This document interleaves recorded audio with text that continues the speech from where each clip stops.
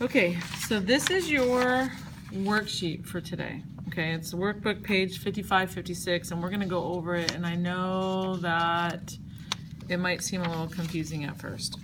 But it says solve each equation for m. Do not write on this worksheet that we're handing out because this is a class set, okay? You can write on a separate piece of paper. Then find the value of m for each value of n. So we're going to do number 2. Number 2. So number 2 says 3m minus 9n equals 24. And then it says that n is equal to -1, 1, and 3. Okay, so the first thing it asks you to do is solve each equation for m. So you want to get m alone. This is your m that you want to get alone. So we want to get, there's your two sides, we want to get this alone. So we're going to add 9n to both sides. So we're going to add 9n to both sides. So now we have 3m equals 9n plus 24. So you divide by 3, so you're going to divide each thing by 3. So this is going to go away, so you have m equals 3n plus 24 divided by 3, which is your 8. So you have m alone. That's the very first step, okay? So you have m alone, okay? So hopefully you guys can see this because it's kind of dark on the video, but. So now what you're gonna do is you're going to put a table together because you want to find some m values that are related to these n values. So you're going to make a table. These are your 3 n values. So you're going to make a table that says n and m. And you're going to have your n values. And then you're going to have your m values. And you're going to have what your m was equal to. M equals 3n plus 8. Okay. So you know that if you took 3 times your n and added 8 here, you'd come out with your m.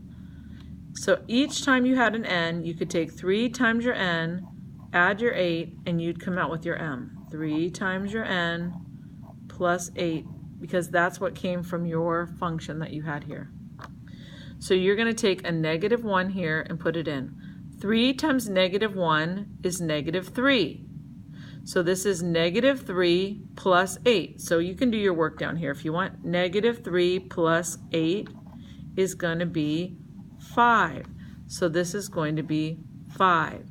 So this is going to be the point n went in, m came out. So -1 went in and a 5 came out. Okay?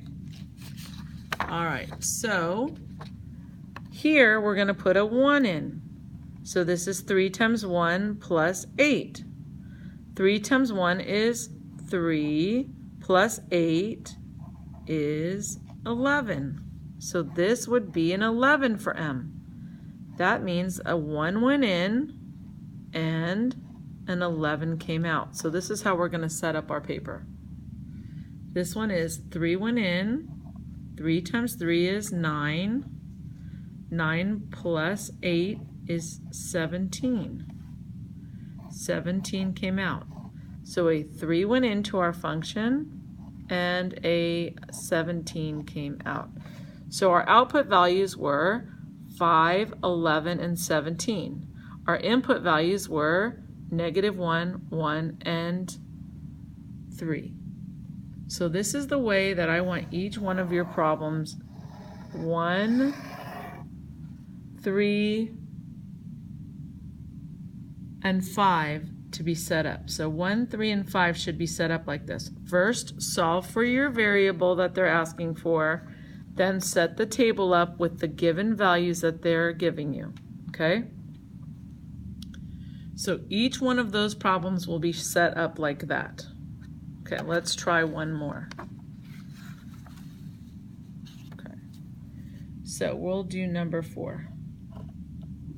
And I apologize for the light on this. I'm not sure why it is giving us such a dark view, but okay, so we have 2m equals negative 6n minus 5.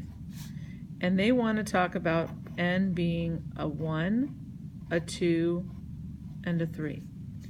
So first they want to have m alone. Well, in our function, or our equation, we just want to divide each thing by 2. Okay. Here, because if I divide it separately, I'm going to end up with a fraction here. So you have a choice. You can write it like this: m equals negative 3n minus 5 halves. So that's your choice if you would like to put it like that.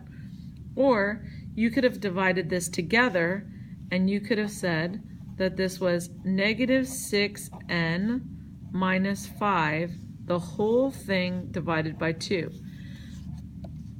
Because we're going to be putting various inputs in, and some of these inputs are not divisible by 2, you might want to just do it this way so that you only have to deal with the fraction one time.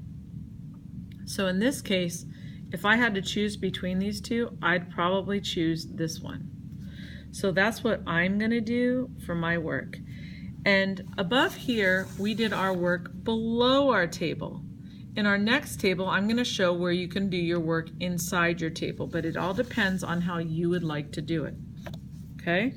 So you have your input, which is n. You have your m alone, negative 6n minus 5 divided by 2.